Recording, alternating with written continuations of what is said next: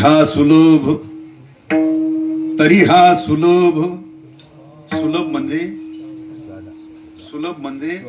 सोपा. ज्यार्थी महाराज तुमच्या माझ्या करता सोपा उपाय सांगतात का, तुकोबरांनी या कलियुगाचा विचार केला, सामान्य जीवाचा विचार केला आणि सोपा उपाय सांगितलेला आहे.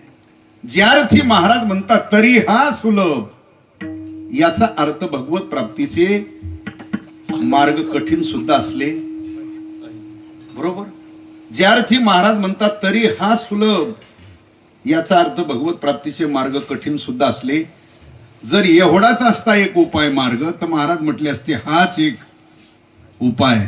पण महाराज म्हणतात तरी हा सुलभ, याचा अर्थ बाकीचे मार्ग उपाय कठीण आहेत हे सिद्ध होतं. जसं एखाद्या गावामध्ये आपण गेल्यानंतर क्षय एखाद्या व्यक्तीकडे बोट करून म्हणत असतो, या गावामध्ये तुम्ही एकटे बरे, म्हणजे बाकीचे कसले झाले. या गावामध्ये तुम्ही एकटे बरे म्हणजे बाकीचे, हे वेगळं सांगावं लागत. एक म्हणता भले दुजे सहजची निंदिले. तुम्ही एकटे चांगले आहेत म्हणण्यामध्ये बाकीचे वाईट आहेत हे सिद्ध होतं. तसं महाराज म्हणतात तरी हा सुलभ, याचा अर्थ बाकीचे मार्ग उपाय कसे आहेत, कठीण आहेत. मग एवढाच मार्ग उपाय असं नाही. बघा, जर शास्त्र वेद पुराण संत वाङ्मय पाहिलं तर भगवत प्राप्तीचा सज्जनानो एवढाच एक मार्ग, एवढाच एक उपाय असं नाही. अनंत मार्ग आहेत, अनंत उपाय. किती? योग मार्ग आहे, कर्म मार्ग आहे, ज्ञान मार्ग आहे, जप तप अनुष्ठान आहे, व्रत वैकल्यादी कर्म आहे, तपादी साधन आहे, यज्ञ, अनंत प्रकारचे मार्ग अर्थात उपाय हे भगवत प्राप्ती करता उद्धारा करता सांगितलेले वेगवेगळे मार्ग आहेत. पण कलियुगामध्ये सर्वांना त्या मार्गाने भगवत प्राप्ती करून घेता येईल, उद्धार करून घेता येईल असं म्हणून तुकोबरांनी सोपं सांगितलं तरी हा सुलभ. कारण इतर जे मार्ग आहेत, इतर जे उपाय आहेत ते आपण कलियुगामध्ये साध्य करू शकत नाही. का करू शकत नाही? भजन करा सांगतो विठाला.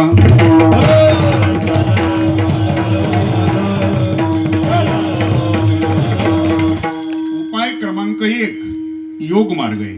हा सुद्धा उद्धाराचा मोक्ष प्राप्तीचाच मार्ग आहे. कोणता? योग मार्ग. पण आपण योग साधना करून भगवत प्राप्ती करून घेऊ शकतो का? नाही घेऊ शकत. आणि आपल्या दृष्टीने ते शक्य आहे. बघा, ज्ञानोबराय स्वतः योगी आहेत. ज्ञानोबराय कोणी? स्वतः योगी आहेत, नैष्टिक ब्रह्मचारी, ज्ञानी, साधकांचे योग्यांशी. मग ज्ञानोबराय परंपरेने योगी आहेत, पण ज्ञानोबरांनी तुमच्या माझ्या करता योगाचं प्रतिपादन केलेलं. ज्ञानोबराय उलट म्हणतात तुम्ही त्या मार्गाने जाण्याचा कुणी प्रयत्न करू नका. कोणत्या मार्गाने? तर तुमच्या पदरात काय पडल? योगाची वाटा हे निघाले दा सुभटा, तया दुःखाचा वाटा भागाला. तो कठीण क्लिष्ट मार्ग आहे. किती? ज्ञानोबरांनी पुढे काही दृष्टांत दिले. लोहाचे चणे जै बोचरिया पडती खाणे, तै पोट भरणे की प्राणे. शुद्धी म्हणून ज्ञानोबराय म्हणतात लोह नाम लोखंड. लोखंडाचे केलेले चणे म्हणजे तुमच्या सोप्या भाषेत हरभरे, ते खायला दिले. कोणाला? ज्याच्या मुखामध्ये दात नावाची वस्तू शिल्लक राहिली नाही. त्याला कसला माणूस म्हणतात? बोळका बोचरा. त्याला ते लोखंडाचे चणे हरभरे खायला दिले, ते खाऊन त्याचं पोट भरेल का? तो मरेल. अहो, खाल्ल्यानंतर 32 दातावाला सुद्धा मरेल. इथं ज्ञानोबराय म्हणतात बोचऱ्याला. त्याच्यापेक्षा ज्ञानोबराय पुढे जाऊन बोलले, का डोंगर गिळीता मुख न फाटे. आपण आपल्या मुखाने डोंगर गिळण्याचा प्रयत्न केला तर जमल की नाही?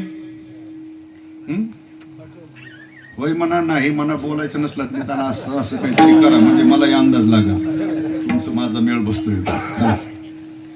मुखाने डोंगर गिळण्याचा प्रयत्न केला तर ज्ञानोबराय म्हणतात फाटून नाही का जाणार आहे. जसं मुखाने डोंगर गिळणं ज्याप्रमाणे अशक्य आहे, बोचऱ्या माणसाला लोखंडाचे चणे खाणं अशक्य आहे, त्याप्रमाणे सामान्य जीवाला योग साधना करणं सुद्धा अशक्य आहे. जरी तुम्ही प्रयत्न केला तर पदरात दुःख हा योग्यांचा ज्ञानेश्वरीतला पुरावा आहे. दुसरा पुरावा त्यांचा असा आहे, योग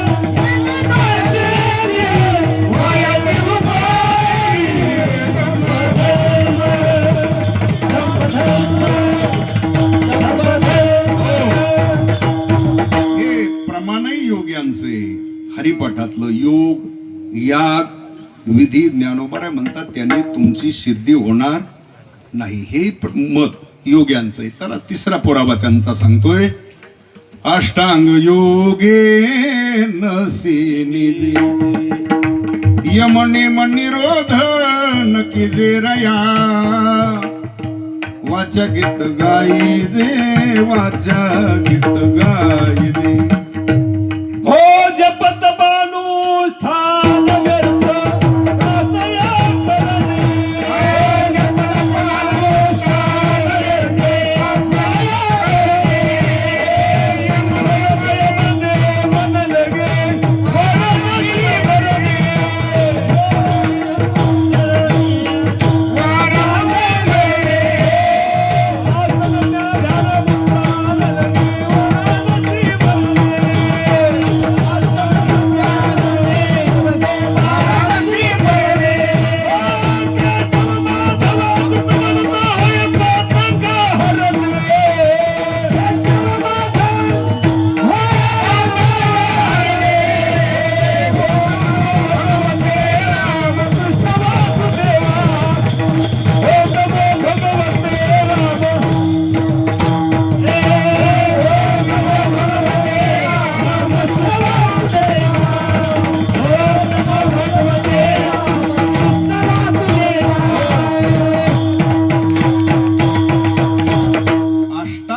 जी साधन आहे किती प्रकारची, येम नेम निरोध प्रणयन प्रत्यार ध्यान धारणा समाधी पर्यंत.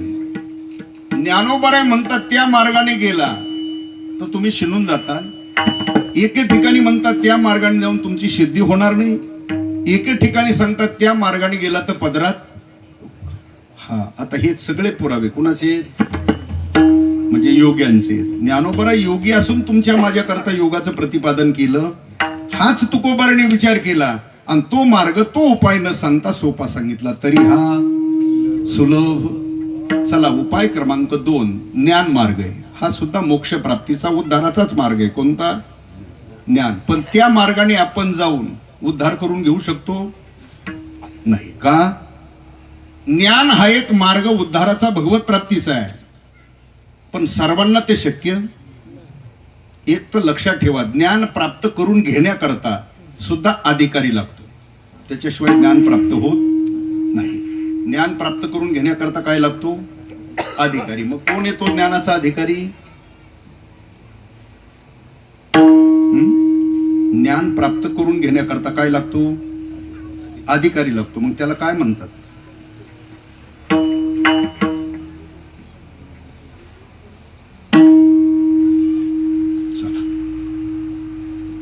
ज्ञान प्राप्त करून घेण्याकरता काय लागतो, त्याला साधन चतुष्टय संपन्न असं म्हणतात. काय म्हणतात त्याला, साधन चतुष्टय संपन्न. मग साधन चतुष्टय संपन्न कोणाला म्हणतात, ज्याच्याकडे विवेक आहे, वैराग्य आहे, समाधी षटक आणि मुमुक्षता या 4 लक्षणाने जो युक्त असतो त्याला साधन चतुष्टय संपन्न असं म्हणतात. तो त्या ज्ञानाचा काय झाला, अधिकारी. म्हणजे ज्ञान प्राप्त करून घेणारा सुद्धा काय लागतो, अधिकारी लागतो. मग त्याचे लक्षण सांगितले किती, 4. पहिलं लक्षण सांगितलं विवेक. कोणतं लक्षण आहे, विवेक. विवेक म्हणजे तुमच्या सोप्या भाषेत विचार. विवेक म्हणजे विचार, पण भलताच विचार म्हणजे विवेक नाही. मग आहे मी कोण हा करावा मने ज्ञानेश्वर, त्याला विवेक म्हणायचं. किंवा मी कोण आहे, मी आलोय कुठून, मला इथे येऊन काय करायचंय, मला जायचंय कुठे, त्या शुद्ध ब्रह्मचैतन्याचा आणि माझा काही अनन्य संबंध आहे, तया नाम विवेक. असा विवेक असला पाहिजे. दुसरं लक्षण सांगितलं वैराग्य. कोणतं लक्षण आहे, वैराग्य. वैराग्य कशाला म्हणायचं,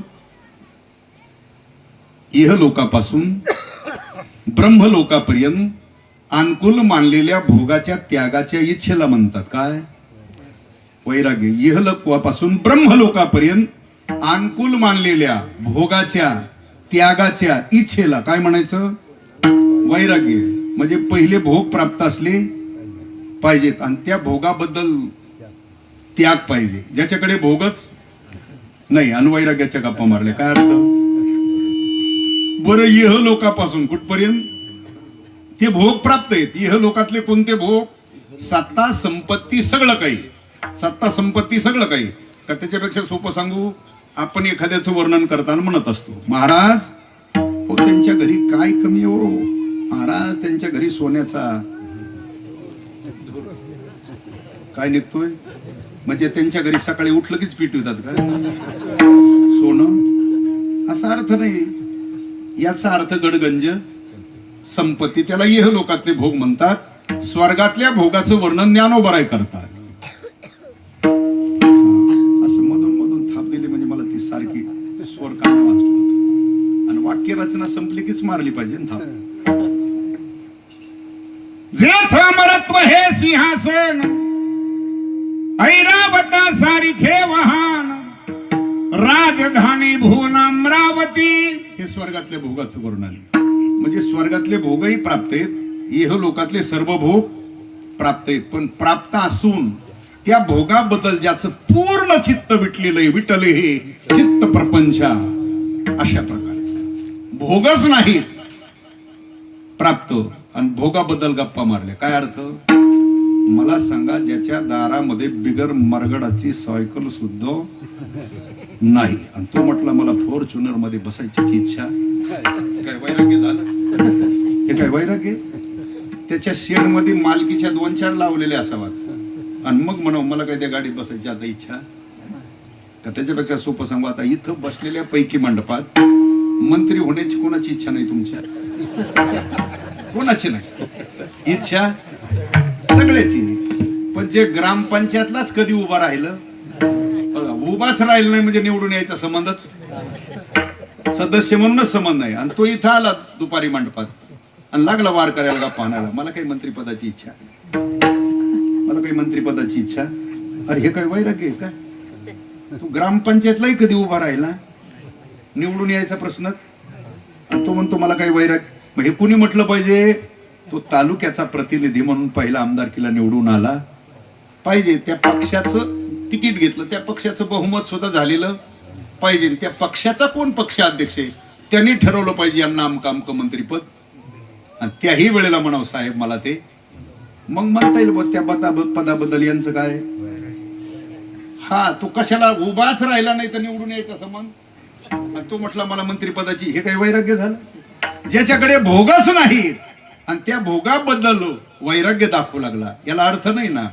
पण इह लोकापासून ब्रह्मलोकापर्यंत अनुकूल मानलेल्या भोगाच्या त्यागाच्या इच्छेला म्हणतात काय? हे सांगतो ना विचार सागर. किंवा आपल्या धर्मग्रंथामध्ये श्लोक आलाय, इंद्रियार्थेषु वैराग्य. त्या श्लोकाखालच्या सगळ्या ओव्या वाचा.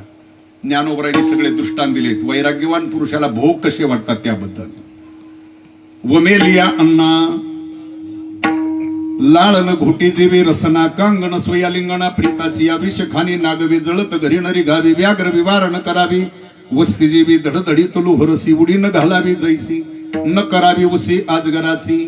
अर्जुना तिने पाडे जयाच विषय वार्ताना बडे निधीच कही तोंडे इंद्रियाचे निजावो अथवा येही तिची का स्वर्गीचे भोग पाईक झाली या इच्छेचे परी भोगावे हे न रुचे मना माझे.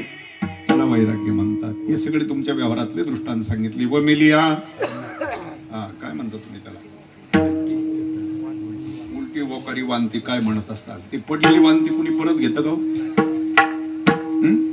म्हटलं एरवी वेगळे बुवा, पण ही आपल्या सप्तातल्या पंक्तीची घ्या रिटर्न. असं नाही वावर नुसती ती पाहिली दुसऱ्याने केलेली काय, तर तिच्याबद्दल आपल्याला किळस भावना निर्माण होते ना, तिच्याबद्दल किळस भावना निर्माण होते अंतःकरणामध्ये. तसं वैराग्यवान पुरुष असतो, त्यांनी यह लोकातले स्वर्गातले भोग पाहिले तरी त्याला वांती प्रमाणे वाटतात. त्याचं सेवन कसं करेल त्या भोगाचं? मग हे सगळे व्यवहारातले तुमचे दृष्टांत पहा. व मेलियांना जसं पडलेली वांती कुणी परत घेत, प्रेताला जाऊन कुणी आलिंगन देत, सर्प उशाला घेऊन कुणी झोपत, वाघाच्या व्यवहारात जाऊन कुणी राहत, अग्नी प्रवेश कुणी करत, लोह रसात कुणी उडी घालत, तसं ज्ञानोबराय म्हणतात वैराग्यवान पुरुषाला विषय वार्ता कानावर पडलेली सुद्धा आवडत, भोगण्याचा प्रश्न पुढे असतो. विढाला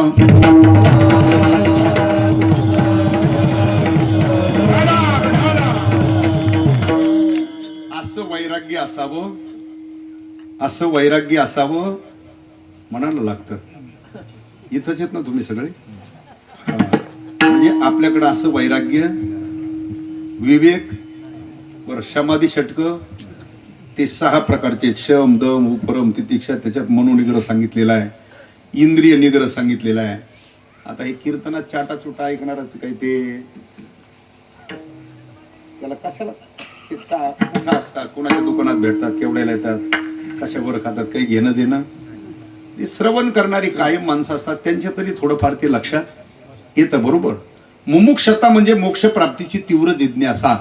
हे 4 लक्षणं ज्याच्याकडे असतात त्याला साधन चतुर्थी संपन्न असं म्हणतात. तो त्या ज्ञानाचा काय झाला, मग त्याला प्राप्त होत असतं काय, ज्ञान. आणि त्या ज्ञानाने त्याचा उद्धार किंवा अर्थात मोक्ष प्राप्त होतो. असा एक ज्ञान मार्ग आहे. पण आपण त्याचे अधिकारी हा तुकोबाराने विचार केला. काल काय खाल्लं ते लक्षात राहा, हे काही ज्ञानाचे अधिकारी. मग तुकोबाराने तो मार्ग उपाय न सांगता सोपा सांगितला, तरी हा सुलभ. चला, कर्मकांडामध्ये सूक्ष्मपणा आहे. की कर्म एवढं सूक्ष्म आहे, किती बारकाव्याने केलं तर ते बिनचूक होत नाही. त्याच्यात सूक्ष्मपणा आहे, काहीतरी चूक होतीच. म्हणून तोही मार्ग न सांगता सोपा सांगितलेला आहे, तरी हा सुलभ. चला, व्रत वैकल्य आधी कर्म आहे, भगवत प्राप्ती करता उद्धारा करताच. पण ते तरी आपण शास्त्राप्रमाणे करतो का? व्रत वैकल्य जे आहे, आता एकादशी सारखं पवित्र व्रत आहे. एकादशी व्रत शास्त्राच्या नियमाप्रमाणे जो करतो त्याची तुलना विष्णू समान आहे. कुणाच्या समान? ऐका व्रताचे महिमान नेहमी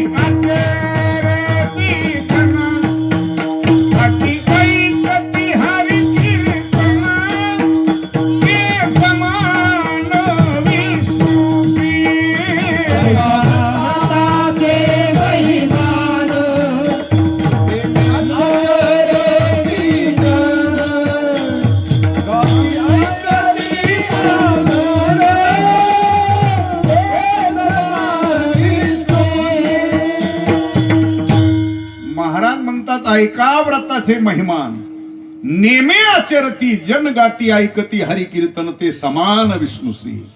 पण त्या नियमाप्रमाणे ते केलं तर मग कसं, आपण तर सगळे करतोच ना एकादशी, करत नाही?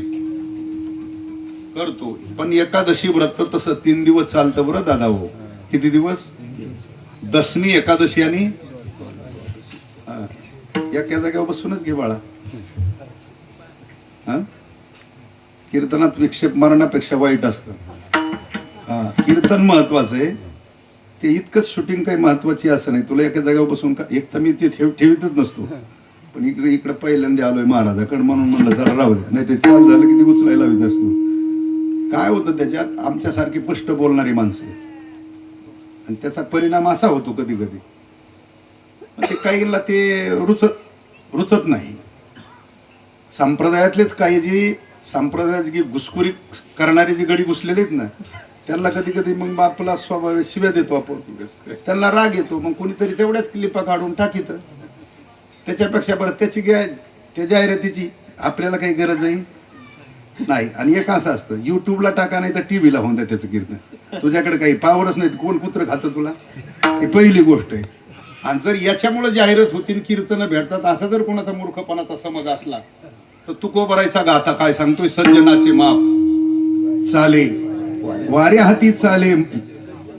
मग ह्या प्रमाणाचं काय करायचं जर याच्यामुळे जर होत असलं सगळं?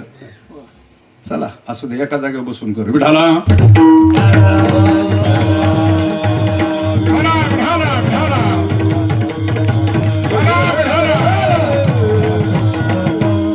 काय चालला होता विषय? हा काही असं होतं. मग दशमी वृत्ताचा आरंभ, दशमी वृत्ताचा आरंभ, दशमी व्रताचा आरंभ, दशमी व्रताचा आरंभ. दिंडी कीर्तन करा समारंभ, दिंडी कीर्तन करा समारंभ.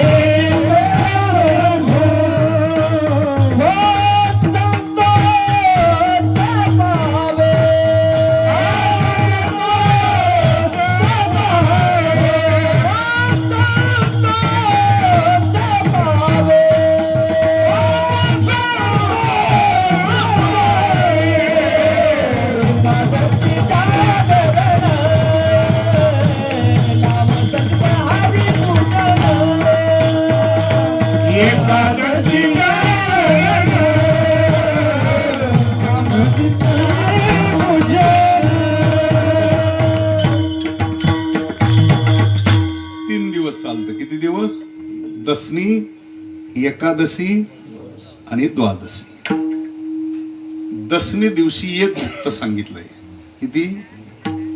दशमी दिवशी एकदाच भोजन करायचंय, पुन्हा काहीच घ्यायचं, खिचडी नाही, वेपर्स नाही, भगर नाही, काही घ्यायचं नाही, एकदाच दशमी दिवशी. एकादशी दिवशी तर काहीच नाही, निरंकार. आणि त्याने द्वादशी सूर्य उदयाबरोबर सोडायची. अशी पद्धती आपण करतो की नाही? अशीच एकादशी करीत नाही का? पण अशी करत नाही. हा ठीक आहे. आता आपण कशी करता हे काही कीर्तनात सांगायसारखी नाही. आपली एकादशी म्हणजे दशमी दिवशी काय त्याचा नियम असेल, 2-3 टाइम तेवढा हाणूनच घेतो. हा, आणि दशमी दिवशी तो संध्याकाळी पुन्हा बसावा आणि त्याची ती असावा. अहो, असू द्या उद्या तुम्हाला, तिचा थोडासा आग्रह होतोच. अहो तुम्हाला उद्या एकादशी, कसं असू द्या थोडंफार माप झुकतं, संध्याकाळी झुकतं ठेवतो. आणि एकादशी दिवशी दिवसभर आहारात बदल असावा म्हणून बदल करीत राहतो सारखा. खिचडी खातो, भगर खातो, वेपर्स खातो, खजूर खातो आणि काय काय खातो. पुन्हा द्वादशीला म्हणतो, अगं आठक मला कालची एवढं खाऊन. आता त्याची तुलना तर काही विष्णू समान होत, तिकडे यमा फेमा समान होत असले तर तिकडे सांगता येत नाही. विष्णू समान नाही, आलं का ध्यानात? बरं, काही अशी बी माणसं आहेत एकादशी व्रत निरंकार म्हणजे निरंकारच करतात, अशी बी काही माणसं आहेत. पण नुसतं उपवासी राहणं म्हणजे व्रत आहे असंही नाही. उपवास या शब्दाचा अर्थ काय? उप म्हणजे जवळ, वास करणे. ज्या देवतेचा आपण व्रत करतो, उपवास करतो, त्याच्याजवळ वास करणे. म्हणजे जाऊन दिवसभर मूर्तीजवळ असं बसणे का? नाही. मग ज्याचं व्रत करतो त्याचं दिवसभर चिंतन करणं, ध्यान करणं, नामस्मरण करणं. नाही तर व्रत निरंकार करतो, पण ज्याचं व्रत करतो तो देवही दिवसभर लक्षात, त्याचं मुखात नावही, तो ध्यानातही. मग उपाशी राहूनही काही मिळलंच असं?